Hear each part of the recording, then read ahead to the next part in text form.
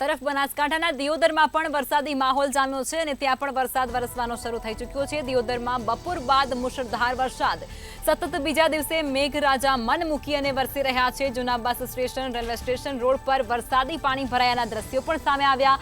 નીચાણવાળા વિસ્તારોમાં પાણી ભરાતા જ વાહન ચાલકોને હાલાકી। જૂના બસ સ્ટેશન વિસ્તારમાં પણ પાણી ભરાતા વાહનો પણ ત્યાં ફસાયા હોય તે પ્રકારના દ્રશ્યો જોવા મળ્યા હતા।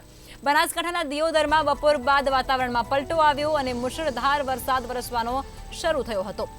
ત્યારે જૂના બસ સ્ટેશન સાથે જ રેલવે સ્ટેશનના જે રસ્તાઓ છે તેના ઉપર પાણી ભરાયા હોવાના દ્રશ્યો પણ સામે આવ્યા। આ સાથે જ નીચાણવાળા વિસ્તારોમાં પાણી ભરાતા વાહન ચાલકોને પણ હાલાકી પડી, વાહન ચાલકો પણ અટવાયા હતા।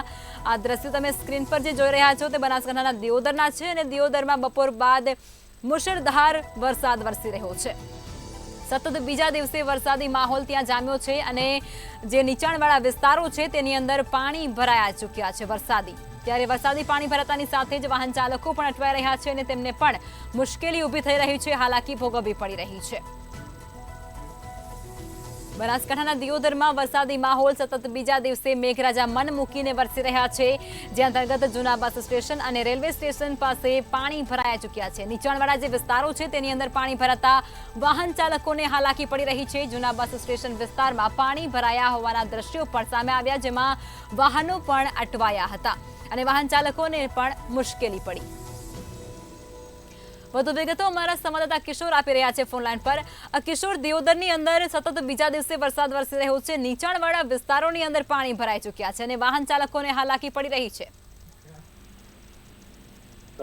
જી, જે પ્રકારની વાત કરીએ તો બનાસકાંઠામાં હવામાનમાં પલટો આવતો 2 દિવસથી સતત વરસાદ મુશળધાર પડી રહ્યો છે। આજે બીજા દિવસે પણ દિયોદર વિસ્તારમાં મન મૂકીને વરસાદ વરસ્યો છે। જે પ્રકારની વાત કરવામાં આવે તો મુશળધાર વરસાદ વરસતા શહેરના જૂના bus station, railway station road, police station road માં પાણી ભરાયા છે। વાત મહત્વની એ છે કે જૂના બસ સ્ટેન્ડ વિસ્તારમાં અત્યારે જે વરસાદ પડવાથી પાણી ભરાતા ક્યાંક ને ક્યાંક વાહનો પણ અટવાયા છે। આપ દ્રશ્યોમાં પણ જોઈ રહ્યા છો કે જ્યાં એસટી વચ્ચે અને નાની નાની વાહનો છે એ વાહનો પણ અત્યારે એ ટ્રાફિકના અંદર અને પાણી ભરાતા અત્યારે વાહન ચાલકો અટવાયા છે। આ વાહન ચાલકોને ભારે મુશ્કેલી પડતા ક્યાંક ને ક્યાંક તંત્ર પણ અને નિષ્ફળતા હોય એવું જોવાઈ રહ્યું છે।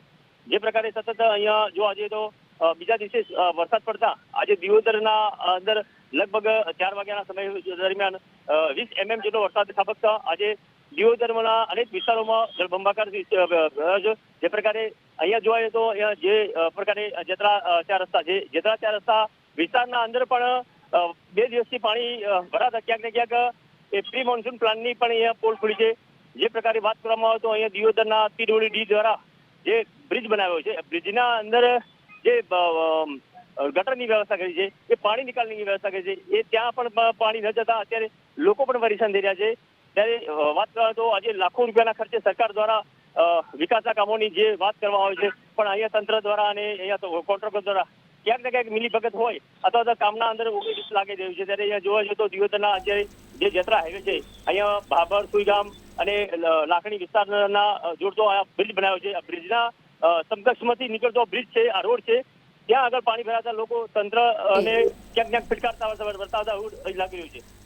જી, તમામ જાણકારી આપી તે બદલ આપનો આભાર કિશોર। બનાસકાંઠાના દિયોદરમાં વરસાદી માહોલ જામ્યો છે અને જે પ્રમાણે મારા સંવાદદાતાએ જણાવ્યું છે કે ત્યાંની જે પ્રિમોન્સૂનની જે કામગીરી કરવામાં આવી છે તેના પર અનેક સવાલો ઊભા થઈ રહ્યા છે। નીચાણવાળા વિસ્તારોની અંદર પાણી ભરાઈ ચૂક્યા છે અને તેને લઈ અને વાહન ચાલકોને પણ ત્યારે હાલાકીનો સામનો કરવો પડી રહ્યો છે। જૂના બસ સ્ટેશન અને રેલવે સ્ટેશન સહિતના જે વિસ્તારો છે તેની અંદર અત્યારે વરસાદી પાણી ભરાઈ ચૂક્યા છે, વાહન ચાલકો હાલાકી ભોગવી રહ્યા છે। ત્યારે પ્રિમોન્સૂનની જે કામગીરી નગરપાલિકા દ્વારા કરવામાં આવી છે તેના ઉપર અનેક સવાલો અત્યારે ઊભા થઈ રહ્યા છે।